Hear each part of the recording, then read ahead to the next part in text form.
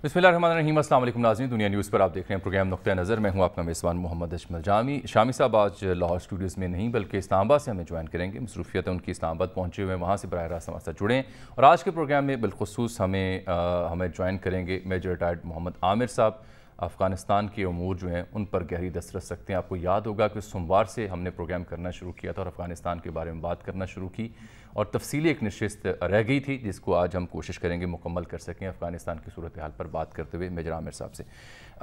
शामी साहब, मैं आपसे प्रोग्राम का आगाज़ करना चाहता हूँ अफ़गानिस्तान पर जाने से पहले और उसकी डिटेल शेयर करने से पहले। ताज़ा खबर जो आज की ये थी कि इत्तलात आई कि वज़ीर-ए-आज़म से DG एंटी करप्शन और फिर शहजाद अकबर साहब जो मुशीर एहतसाब हैं उनकी मुलाकात हुई है। रावलपिंडी रिंग रोड स्कैंडल जिस पर हमने भी प्रोग्राम किए, ख़बरें भी आईं, इंक्वायरी रिपोर्ट्स भी मंजर आम पर आईं कमिश्नर पिंडी गुलजार साहब की। तो एक इब्तदाई रिपोर्ट जो थी एंटी करप्शन की वो आज उन्हें पेश की गई है और उसके बाद हमने देखा कि आज दो अहम गिरफ्तारियां रावलपिंडी रिंग रोड स्कैंडल में हुई हैं। एक साबिक commissioner Rawalpindi captain retired Mohammad Mahmood और साबिक लैंड कलेक्टर वसीम ताबिश हैं जो गिरफ्तार हुए हैं। आज जब उनसे गौहर नफ़ी साहब से पूछा गया था कि इसमें कुछ सियासी शख्सियात का नाम भी आता है तो उन्होंने कहा कि वो दायरा इख्तियार हमारा नहीं है, उस बारे अगर कुछ शख्सियात आती हैं तो उनको रेफ़र करेंगे हम नैब के पास। तो ये जो दो अहम गिरफ्तारियां हुई, कहा गया कि CD और NHA से मंजूरियां नहीं ली गईं और ये ब्यूरोक्रेसी और प्रॉपर्टी माफिया का गठजोड़ था जिसके बाद ये दो नाम सामने आए और उनको गिरफ्तार किया गया। ये किस कदर इंपॉर्टेंट डेवलपमेंट है या फिर ये असल किरदारों से तवज्जो हटाने की कोशिश आपको लगती है? देखिए, फ़िलहाल तो कुछ कहना मुश्किल है, लेकिन ये पंजाब एंटी करप्शन जो है उसका मुकदमा है और मुलाकात हो रही है वज़ीर-ए-आज़म से वज़ीर-ए-आज़म हाउस में और वहाँ से ये अहकामात हो रहे हैं। ये बड़ी ताज्जुब अंगेज़ बात है। तो वज़ीर-ए-आला पंजाब को एतमाद में लेना चाहिए था इस हवाले से और वहाँ लाहौर से यानी कोई हुक्म जारी होना चाहिए था। वैसे भी जो एंटी करप्शन का महकमा है वो उसको इस तरह डे टू डे अहकामात तो नहीं लेने चाहिए। जो भी उसकी अपनी इंडिपेंडेंट इंक्वायरी हो उसके मुताबिक कार्रवाई करनी चाहिए। अब इसकी कोई तस्दीक अभी तक नहीं हो सकी। मुलाकात की इत्तलात हमारे पास पहुंचे जिसकी बुनियाद पे हमने ये बात की है। चलिए, जो कैप्टन महमूद साहब हैं उनकी तो एक अच्छी शोहरत है, अच्छी शोहरत के अफसर हैं और क्या उनसे सरजद हुई है गलती, जब तफसीलात सामने आएंगी, मुकदमा अदालत में पेश होगा, तभी दूध का दूध और पानी का पानी होगा। इसमें सर एक अहम सवाल ये भी है कि जैसे गुलजार साहब की रिपोर्ट थी वो तो फौरी पब्लिक कर दी गई थी, लेकिन अब जो ये नई रिपोर्ट है इसके बारे में जो मेरे पास इत्तलात हैं कि तज़ब्ज़ुब का शिकार हैं फैसला साज के, क्या इनको पब्लिक किया जाए या ना किया जाए। असल इम्तिहान तो फिर ये होगा। तो उनको भी पब्लिक करना चाहिए। जो भी मवाद है सामने आ जाए और पता लग जाए कि किस बुनियाद पर क्या कार्रवाई हुई है। देखिए, एक तो इंतज़ामी फ़ैसले होते हैं, इंतज़ामी इक़दामात हैं और दूसरा ये कि उसमें करप्शन कहाँ तक थी और कहाँ नहीं थी और जो कुछ किया गया वो एक रिंग रोड को वसी करने के लिए किया गया, शहरियों की सहूलत के लिए किया गया या सोसाइटीज़ जो थी उनकी सहूलत के लिए किया गया या ये इसके पस पर्दा कोई और अवामिल थे। तो बहरहाल अभी तो आपको याद होगा कि जुल्फी बुखारी साहब का नाम भी इसमें आया था। उनके बारे में कुछ नोटिस इल्म ही नहीं है कि उनके साथ क्या हुआ, उनका किरदार क्या है, उन पे इल्ज़ाम क्या है, उस बारे में तो आज की रिपोर्ट भी खामोश है। वो हर जाने का नोटिस दे चुके हैं उन साहब को जिन्होंने के उनके खिलाफ गवाही दी, अपनी रिपोर्ट में मुरतब की। तो बहरहाल ये अभी हमें इंतज़ार करना पड़ेगा और जब अदालत में मामला जाएगा तो फिर चीज़ें वाज़ेह हो जाएंगी। ठीक है, शाम साहब आ जाते हैं आज के अहम तरीन मौजू पर। अफगानिस्तान का अब हम जिक्र करेंगे। मेजर आमिर साहब भी तशरीफ़ ला चुके हैं, बराह रास्त हमें ज्वाइन कर चुके हैं। आपको खुशामदीद सर कहते हैं प्रोग्राम में। कुछ ताज़ा इत्तलात जो हैं वो आपके और नाज़रीन तक पहुँचाना मुनासिब समझूंगा मैं इस मौके पर कि आज की अहम खबर यह है कि जो स्पिन बोल्दे क्रॉसिंग है जहाँ पाकिस्तान की तरफ से चमन बॉर्डर लगता है, वहाँ विजुअल्स आए हैं जो हम नशर भी कर रहे हैं कि वहाँ पर अफ़गानिस्तान की जानिब से तालिबान ने जो अपना इलाका अफ़गानिस्तान का बनता है उस चौकी पर, उस पोस्ट पर अपना झंडा लहरा दिया है। अफ़गानिस्तान का जो झंडा था उसे उतार कर और पाकिस्तान की जानिब से चमन क्रॉसिंग को बंद कर दिया गया। ये अहम और मसरूफ़ तरीन एक क्रॉसिंग है पाकिस्तान और अफ़गानिस्तान के बीच में اور بی بی سی نے اپنی رپورٹ میں اس بابت لکھا ہے کہ بغیر کسی مزاحمت کے یہ انتہائی اہمیت کی حامل جو بارڈر کراسنگ تھی یہاں پر قبضہ کیا گیا ہے، کیونکہ افغان گورنمنٹ کہہ رہی ہے کہ جی اطلاعات ملی تھیں ہمیں دہشت گردوں کی موومنٹ کی، ہم کاؤنٹر کر رہے ہیں۔ اس کے علاوہ ایران، تاجکستان اور ترکمانستان کے ساتھ واقع جو اہم پوسٹیں ہیں وہاں پر بھی طالبان قابض ہو چکے ہیں۔ یہ بھی انٹرنیشنل ادارے جو ہیں اپنی خبروں میں اس بابت تفصیلات بیان کر رہے ہیں۔ کئی اہم شاہراہوں پر بھی طالبان کا راج ہے اور کئی اہم بڑے شہروں کی سپلائی بھی روکے جانے کا خدشہ ہے اگر ان کا قبضہ یہاں پہ یقینی ہوتا ہے۔ ذبیح اللہ مجاہد نے یہ بیان دیا ہے جسے بین الاقوامی میڈیا نے لکھا ہے کہ رہائشی جس علاقے میں طالبان جا رہے ہیں یا کراسنگ پوائنٹس ہیں وہاں پر تاجر، ان کو وہ گارنٹی فراہم کرتے ہیں سیکیورٹی کی کہ وہ اپنے معمولات زندگی جاری رکھ سکتے ہیں۔ دوسری جانب شمالی اتحاد سرگرم ہو رہا ہے۔ عبدالرشید دوستم نے واپسی کا اعلان کیا تھا، ان کے بھارت کے پچھلے سال دورے کی خبریں بھی چھاپ رہا ہے اکنامک ٹائمز، اور ایسوسیٹڈ پریس کے مطابق وفود دوحہ میں موجود ہیں۔ اشرف غنی، عبداللہ جو مصالحتی کونسل کے سربراہ ہیں، ان کی سربراہی میں حامد کرزئی صاحب بھی موجود ہیں اور طالبان کا اعلیٰ سطحی وفد بھی موجود ہے۔ جمعے کو مذاکرات ہونے کا امکان ہے ایسوسیٹڈ پریس اور الجزیرہ کے مطابق۔ فرانس نے اپنے شہریوں کو افغانستان سے نکلنے کا مشورہ دیا اور آسٹریلیا نے اپنی ایمبیسی بند کر دی ہے، اور 1000 سے زائد فوجی جو افغان فورسز کے تھے وہ پچھلے دنوں جب شمالی علاقوں میں طالبان آگے بڑھ رہے تھے تو وہ تاجکستان بھاگ گئے تھے۔ اس کی بھی تصدیق کر رہے ہیں مختلف بین الاقوامی نشریاتی ادارے۔ لیکن سر، ان سب سے بڑی خبر یہ ہے کہ برطانیہ کے وزیر دفاع بین ویلس نے ٹیلی گراف کو ایک انٹرویو کے دوران یہ کہا ہے کہ اگر طالبان نے حکومت بنائی افغانستان میں تو برطانیہ ان کے ساتھ کام کرے گا، گو کہ یہ ایک متنازع عمل ہوگا لیکن ان کے ساتھ برطانیہ کام کرے گا۔ اور اپنی تعویل میں انہوں نے آگے مزید کہا کہ عالمی برادری کے پاس اس کے سوا اور کوئی دوسرا راستہ نہیں ہوگا۔ تو اسی سے پروگرام کا آغاز کر لیتے ہیں۔ شامی صاحب، برطانیہ کی جانب سے جو خود اس جنگ کا حصہ رہا 20 سال، ان کے وزیر دفاع کی جانب سے یہ جو بیان آیا ہے، اس سے کیا مراد لی جائے، اس کا کیا مطلب ہوگا، اس کے اثرات موجودہ افغان گورنمنٹ اور طالبان پر کیا ہوں گے، اور بین الاقوامی طاقتیں اس بیان کو کس تناظر میں دیکھیں گی؟ پھر میں سب پاس جاتا ہوں۔ میں دیکھیے، یہ بیان جو ہے بظاہر تو بہت ایک ڈھنگ کا بیان نظر آتا ہے، کیونکہ یہ طالبان اور اشرف غنی کے درمیان جو تنازع ہے وہ ایک داخلی معاملہ ہے افغانستان کا، اور اگر طالبان جو ہیں وہاں حکومت بناتے ہیں تو کسی دوسرے ملک کو اس سے کوئی سروکار نہیں ہونا چاہیے کہ انہوں نے وہاں حکومت بنا لی ہے۔ آج تک جب بھی کسی ملک میں کوئی نظم قائم ہوتا ہے، کوئی حکومت بنائی جاتی ہے تو بین الاقوامی برادری اسے تسلیم کرتی ہے اور اس کے ساتھ اپنا بزنس شروع کر دیتی ہے۔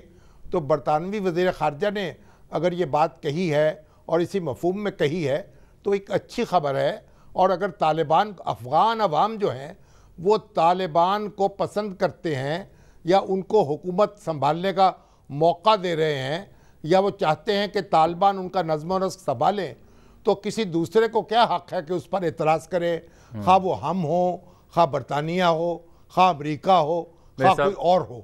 اور اب میجر صاحب کیونکہ موجود ہیں تو بنیادی طور پر ہم ان سے رہنمائی لیتے ہیں کہ جو پاکستان میں بھی یہ بات بعض عناصر بار بار کہہ رہے ہیں کہ جب افغان طالبان آئیں گے تو پاکستان میں بھی وہ اپنا نظام لانے کی کوشش کریں گے، گویا اس طریقے سے یہاں رائے عامہ کو اکسایا جا رہا ہے۔ جی بالکل، شامی صاحب میر صاحب کی جانب بھی جاتے ہیں، وہ تشریف رکھتے ہیں۔ یہ برطانوی وزیر دفاع کی سٹیٹمنٹ آپ نے اپنا تجزیہ دیا، آپ کچھ پوچھنا چاہ رہے تھے میر صاحب سے شامی صاحب؟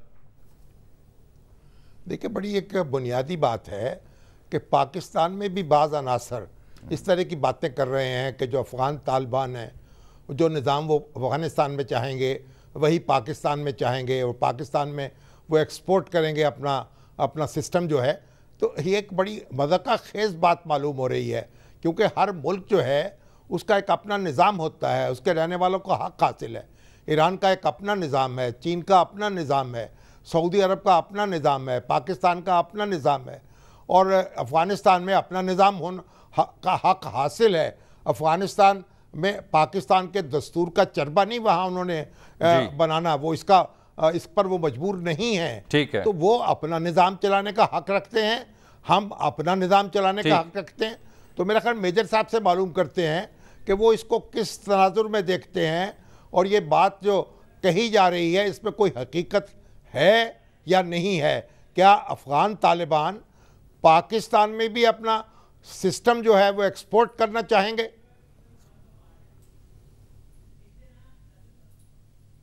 جی میں صاحب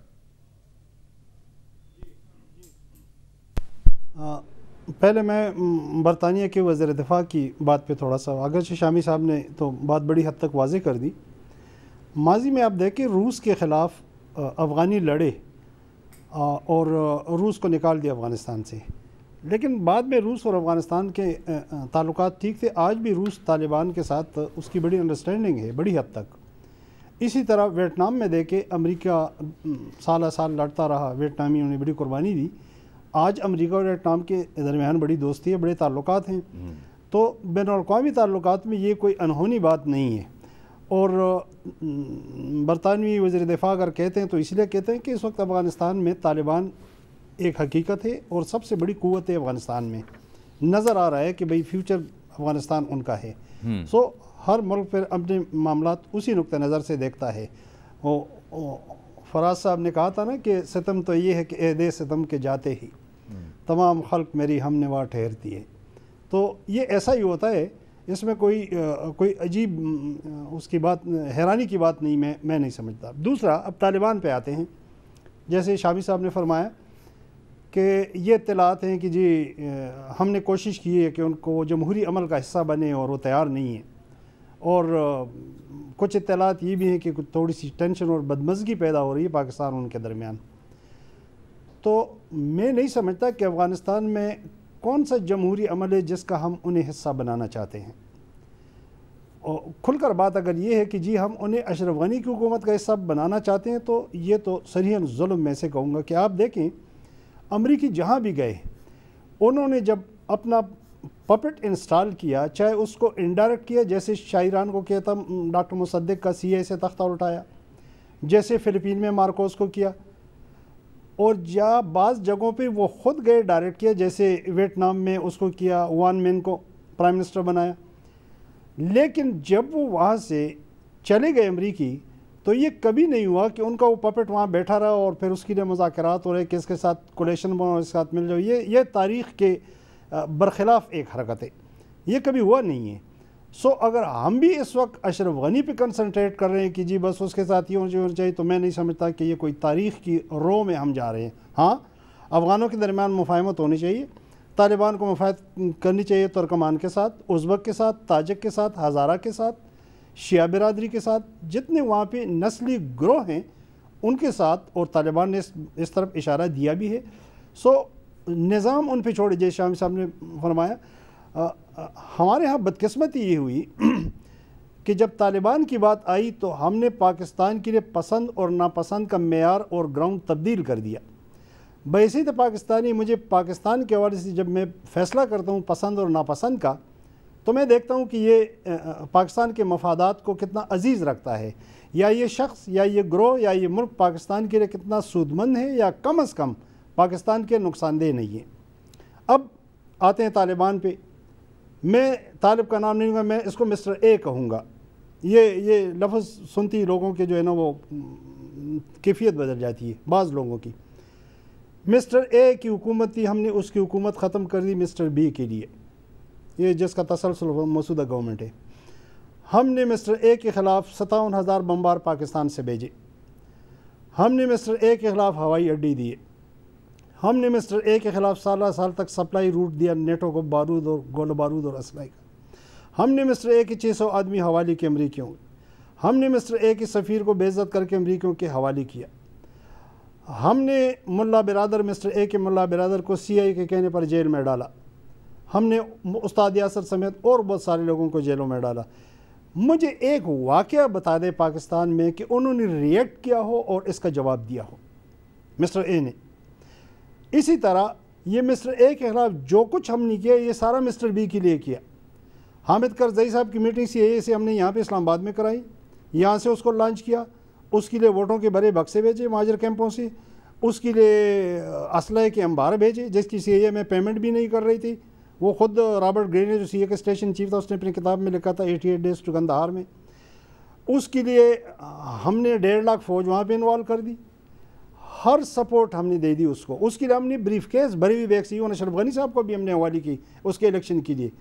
उन्होंने हमारे साथ किया क्या, उन्होंने हुकूमत में हमदुल्ला मुहिब को बैठाया, अमरुल्लाह साले जैसे लोगों को बैठाए जो आगाज़ भी पाकिस्तान को गालियों से करते, और फिर सबसे बड़ी बात उन्होंने इंडिया को ला के अफगानिस्तान में बैठा दी, अरबियार के ट्रेनिंग कैंप बना दी, बरमदाग के ट्रेनिंग कैंप्स बना दी, TTP के बना दी, हमारे 150 बच्चे APS में शहीद किए, हमारी GHQ पे हमला कराया, हमारे एयरबेसेस पे हमला कराया, हमारे मिलिट्री कैंटोनमेंट्स पे हमले कराए, हमारे वाघा परेड पे हमला कराया। ये मैं सिर्फ मिलिट्री इंस्टॉलेशन की बात करूँ।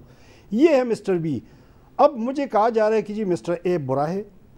मिस्टर पसंद नापसंद का मेयार मेरा ये है, किसी का मज़हब और अकीदा नहीं है, किसी का मसलक नहीं है। मुझे इससे कोई सरोकार नहीं है कि तालिब मुल्ला है, मस्जिद से निकला है, मोहतमिम है, उसका अकीदा क्या है। आपकी दिलचस्पी है पाकिस्तान का मुफाद, आप ये कह रहे हैं at the end of the जी। मैं ख़त्म करूँ, बात ख़त्म करूँ। अगर मेरे पसंद नापसंद का मेयार ये होता तो मेरा सबसे करीबी और मुखलिस और अजीज़ दोस्त वो कौम वो मुल्क ना होता जो ना मेरे खुदा को मानता है, ना मेरे दीन को मानता है, और ना मेरे पैगम्बर को मानता है, चाइना। मुझे उनके निज़ाम से क्या है, चाहे जैसे शामी साहब ने फरमाया मुझे सऊदी अरब के निज़ाम से क्या। अमरीका में क्लर्जी आई ना, वो उन्होंने एक्सपोर्ट कर दी पाकिस्तान को। सऊदी अरब ने एक्सपोर्ट किया पाकिस्तान को। वहाँ तो आज भी सर काटे जा रहे हैं मुजरिमों के, हाथ काटे जा रहे हैं। उन्होंने कहा है कि आप भी मुजरिम का हाथ काटे।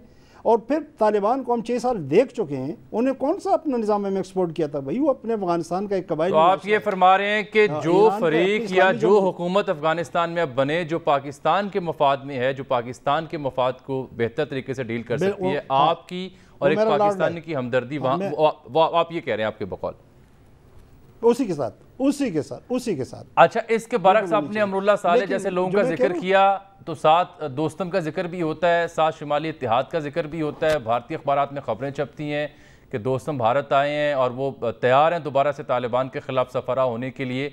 ये शुमाली इत्तिहाद, दोस्तम, अमरुल्लाह साले, ये किस मार पर हैं, किस मिशन पे हैं, किसकी शय पर हैं? इनकी मौजूदगी या इनका जो गठजोड़ है उससे क्या सूरत हाल पर असर पड़ेगा? देखिए, पिछली बार तालिबान के ख़िलाफ़ जो बड़ी रेजिस्टेंस थी वो अहमद शाह मसूद की थी शुमाल से। अहमद शाह मसूद की मुलाकातें इंडियन से हुई थी ताजिकिस्तान में, और इंडिया ने वहाँ से उसको पूरा सपोर्ट दिया था, असला दिया था। इस वक्त तालिबान ने शुरू में कंसंट्रेट नॉर्थ पे गालिबन इसी वजह से किया, जो इत्तलात आ रही हैं कि वो इस दरवाज़े को बंद करना चाहते थे नॉर्थ से, ठीक है। उन्होंने फिर वहाँ पे पेनिट्रेशन भी की। मसलन उनकी शूरा में मौलवी कासिम बैठा हुआ है जो तुर्कमान है, बहुत मौसर आदमी, ये मुज़ाकराती कमेटी में भी है। उनकी शूरा में मौलवी हनीफ़ी बैठा हुआ है जो ताजिक है, ये 25 अजला का कोई हेड है, मौसर आदमी है। इसलिए इसी तरह उज़्व के मौलवी फसीउद्दीन, उन्होंने वहाँ भी पेनिट्रेशंस की हैं बड़ी हद तक, और इसलिए आप देखें कि वहाँ ज़िले के ज़िले उनको सरेंडर हो गए नॉर्थ में। दोस्तम ने माजी में भी नजीब का साथी था, लेकिन फिर वो नजीब से डिफेक्ट कर गया था, वो मिल गया था मुजाहिदीन से, अगर आपको याद है। सो इस अफगानिस्तान की इस सिचुएशन में, इस सूरत हाल में आप ये नहीं कह सकते कि दोस्तम आज खड़ा हो गया तो कल भी खड़ा होगा, परसों भी खड़ा होगा। इस वक्त नज़र आ रहा है कि तालिबान एक मौसर क़ुव्वत है, मिलिट्री वाइज भी और पब्लिक की सतह पर भी, अवामी सतह पर भी। मेरा अपना अंदाज़ा ये एज ए मिलिट्री मैन कि चाहे रेजिस्टेंस आएगी, चाहे दोस्तम से आए, चाहे कमांडर अता से आए, चाहे किसी और से आए, जगह जगह से आएगी, लेकिन सस्टेन नहीं कर सकेगी। ठीक। अच्छा शामी साहब, अब देखें एक और इस गुफ्तगू और तबसरे और तज़िये के बाद एक बड़ा अहम सवाल पैदा हो जो आप दोनों खिदमत पेश करना चाह रहा हूँ। एक ये कि जी क्या तालिबान पुराना सेटअप बहाल करना चाहते हैं, उसके लिए कोशिशां है जो ज़िले के ज़िले काबिज़ हो रहे हैं उस पर, या वो किसी मुत्तफ़िका नेगोशिएशन के ज़रिए किसी हुकूमत साजी, किसी सेटअप का हिस्सा बनना चाहते हैं?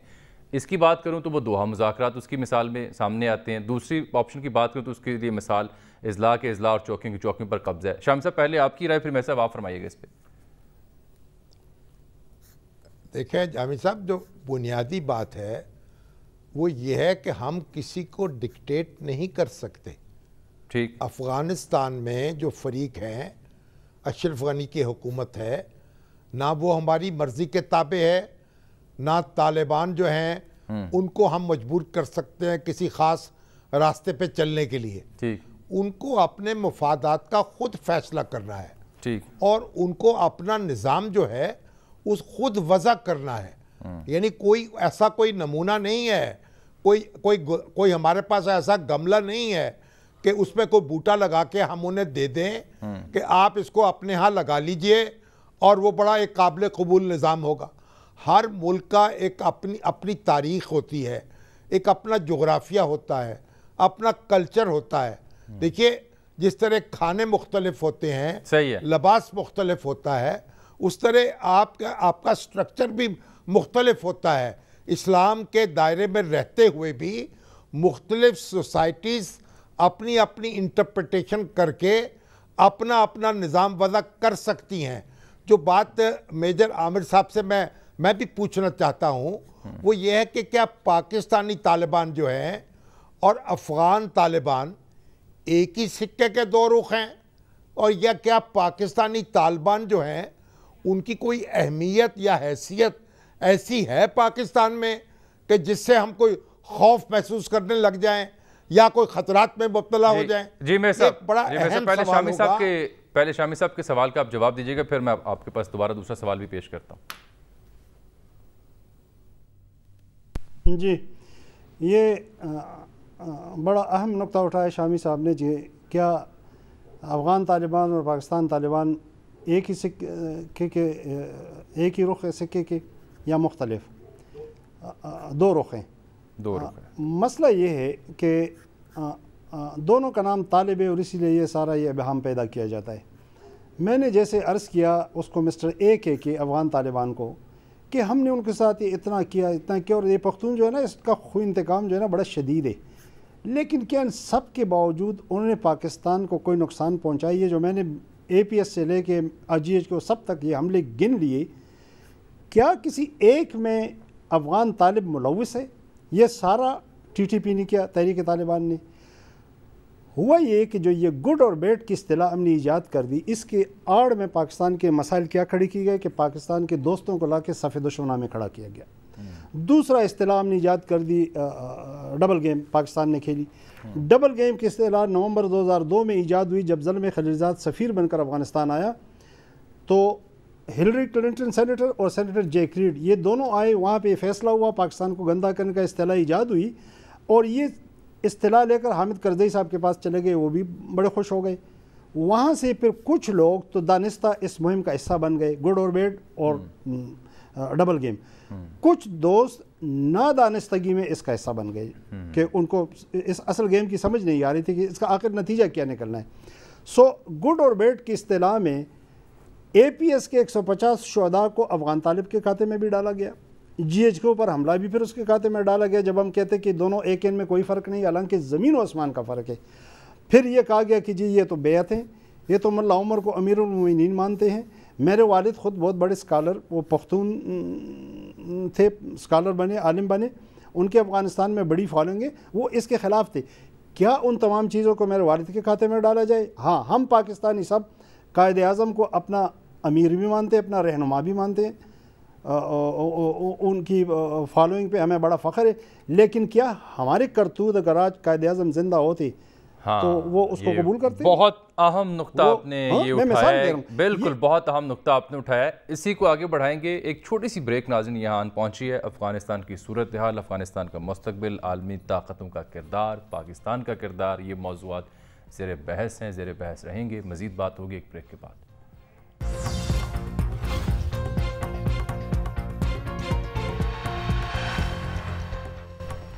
ویلکم بیک ناظرین۔ تاریخی طور پر طالبان کی کیا حیثیت رہی ہے، پاکستان کا کیا موقف رہا ہے، اور جو پاکستان کو جس طرح بدنام کیا گیا ڈبل گیم کے نام پر، یا گڈ اور بیڈ طالبان کی جو اصطلاح ایجاد کی گئی، اس کا بیک گراؤنڈ بیان کر رہے تھے میجر عامر صاحب تفصیل کے ساتھ۔ ویسے اس کے ساتھ ہی ایک سوال میں نے آپ کی خدمت میں عرض کیا تھا کہ یہ جو نئی ڈیبیٹ انٹرنیشنلی بھی اٹھائی جا رہی ہے اور ہمارے یہاں بھی ہو رہی ہے کہ کیا طالبان پرانا set up as it is بحال کرنا چاہتے ہیں، یا وہ کسی حکومت سازی کا حصہ بننا چاہتے ہیں تھرو انٹرنل نیگوسیشنز یا ایکسٹرنل نیگوسیشنز، جیسے دوحہ میں جو جمعے کو ہونے جا رہے ہیں مذاکرات۔ آپ کی انڈرسٹینڈنگ کیا بنتی ہے؟ دیکھیں، یہ جو آج کے طالبان ہیں یہ 95-96 کے طالبان نہیں ہیں، یہ طالبان 20 سال کے ایکٹیو وار سے گزرے ہیں، جنگ سے ہو گزرے ہیں۔ ان طالبان نے بین الاقوامی قوتوں کے ساتھ مذاکرات کا پروسیس دیکھا ہے، پریکٹیکلی اس میں سے گزرے ہیں، ان کو بڑا ایکسپوجر ملا ہے۔ ان کی گفتگو سے آپ کو چینج نظر آ جاتی ہے جو اس وقت کے طالب اور آج کے طالب میں ہے۔ सो इसी तरह जो मैंने उस दिन अर्ज़ किया था कि एक इर्तिकाई अमल से हमारा माशरा गुजरा है, अफगानिस्तान का माशरा गुजरा है, तालिब भी उस इर्तिकाई अमल से गुजरा है। उनकी गुफ्तगू से, उनके बातों से, उनकी बात एक्शन से ये चीज़ साफ नज़र आ रही है कि उनके अंदर भी वो उस मरहले से गुजरे हैं और एक तब्दीली मौजूद है। अब अफ़गानिस्तान में जो निज़ाम है ये मुफाहमत की बुनियाद क्या होगी? मुफाहमत की बुनियाद होगी हिस्सा बकदर जुस्सा। मुफाहमत इस बुनियाद पर नहीं हो सकती कि आप तालिब को कहें कि जी आके आप अशरफ गनी की हुकूमत में उसके नीचे बैठ जाएं। ये इसमें मुफाहमत नहीं होगी जो नज़र आ रहा है। मुफाहमत इस बात पर होगी, इम्कान मुफाहमत का इस बात पर है कि आप तालिब को मेजर शेयर होल्डर माने। उसने उसने उसने लड़ाई लड़कर साबित किया है, वो हालात को बज़ोर ताकत अपने कुव्वत बाजू पर यहाँ तक ले आया है। उसके ऊपर किसी ने एहसान नहीं किया, ना किसी ने उसकी झोली में ये चीज़ डाली है। सो उसने अपने आप को मनवा लिया है बतौर एक हकीकत और बतौर एक कुव्वत के अफ़गानिस्तान में। सो मुफाहमत अगर रियलिस्टिक बुनियादों पे हो, अगर ज़मीनी हक़ाइक़ को सामने देख कर हो, ये तालिब भी चाहता है। अगले दिन मैं उनके वो तर्जुमान का इंटरव्यू सुन रहा था, उसने कहा हम हुकूमत चाहते हैं बज़रिए अमन, बज़रिए गुफ्तगू शुनीद, और वो कर रहे हैं जैसे आपने कहा दोहा। लेकिन आगे इस तरफ से क्या होता है, उस तरफ से क्या होता है, और जो लोग मैटर करते हैं बीच में, वो पाकिस्तान है, वो चीन है, वो रूस है, वो ईरान है, वो कहाँ तक बीच में यकसुई का इंतज़ाम कर सकते हैं? तो मुफाहमत तब मुमकिन है।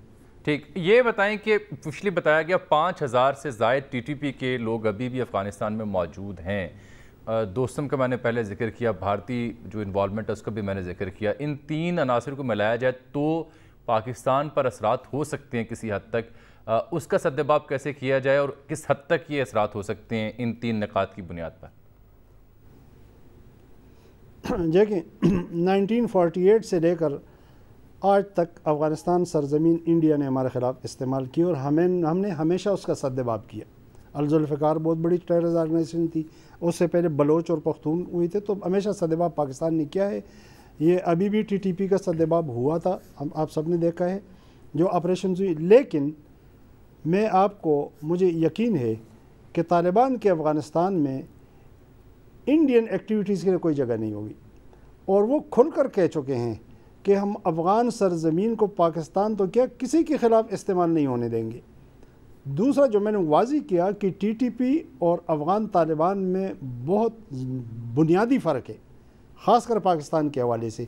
सो ये ऐसे ख़दशात है, मौहूम ख़दशात है, जिनको फैलाया जा रहा है चूँकि एक मायूसी की कैफियत पैदा की जा रही है, चूँकि पाकिस्तान में तालिबान मुखालिफ फ़ज़ा पैदा की जा रही है। तो ये सारे उस सिलसिले की कड़ियाँ हैं। मुझे नहीं लग रहा है, मैं बड़ा ऑप्टिमिस्टिक हूँ इस मसले पे, कि जितना अफ़गानिस्तान में तालिबान ज़ोर पकड़ते जाएंगे उतना पाकिस्तान के लिए वो अमन का एक ज़रिया बनेगा। शामी साहब, आप कुछ कहना चाह रहे हैं? क्योंकि वज़ीर-ए-आज़म की भी एक बड़ी अहम स्टेटमेंट है कि हम अमन में तो पार्टनर होंगे लेकिन तनाज़े का किसी सूरत फरीक नहीं बनेंगे। नहीं, ये बात असूली तौर पर बिल्कुल दुरुस्त है, और जो पाकिस्तानी तालिबान हैं उनको आप अफ़गान तालिबान के साथ मुंसलिक नहीं कर सकते, और उनकी एक अपनी अलग हैसियत है, और वो हैसियत बड़ी महदूद है। अफ़गान तालिबान जो हैं वो अफ़गानिस्तान में मेजॉरिटी जो है उसकी नुमाइंदगी करते हैं। वो एक बड़ी जिद्दोजहद से गुज़रे हैं, और उन्होंने अपनी जो साबित किया, अपना जौहर साबित किया है, और इससे पहले भी उनकी हुकूमत वहाँ कायम थी 20 साल पहले।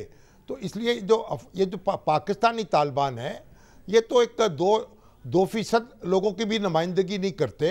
ये अगर किसी के आलाकार बनकर या किसी के इशारे पर कोई फसाद बर्पा करना चाहें तो इनसे आसानी के साथ निपटा जा सकता है, और मेरा ख्याल अफ़गान तालिबान जो हैं उसमें पाकिस्तान के साथ होंगे।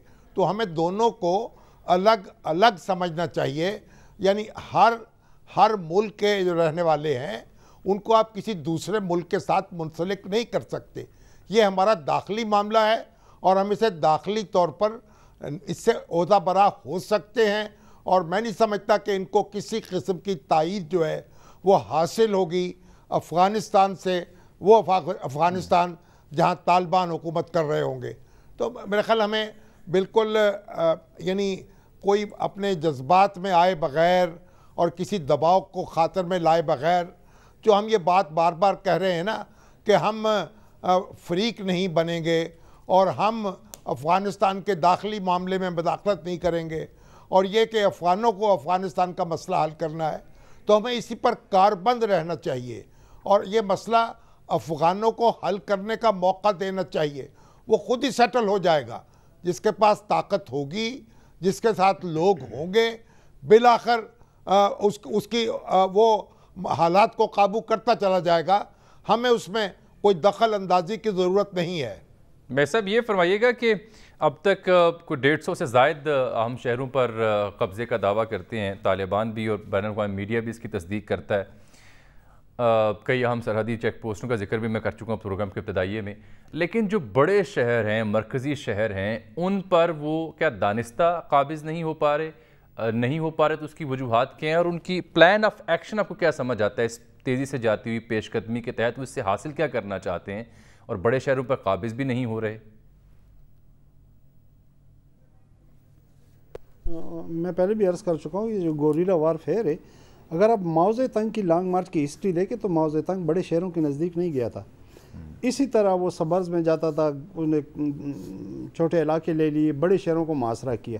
طالبان کی اسٹریٹجی دیکھیں وہ یہی مطلب ذیلی ہیڈ کوارٹر پہ قابض ہو چکے ہیں بہت سارے، بڑے شہروں میں بھی قندھار اور غزنی میں لڑائی ہوئی ہے، شروع ہو چکی ہے، لیکن گوریلا وارفیئر میں بڑے شہر ہمیشہ لاسٹ پرائیورٹی ہوتے ہیں، ان کا محاصرہ کیا جاتا ہے، جو اس وقت طالبان نے کیا ہوا ہے۔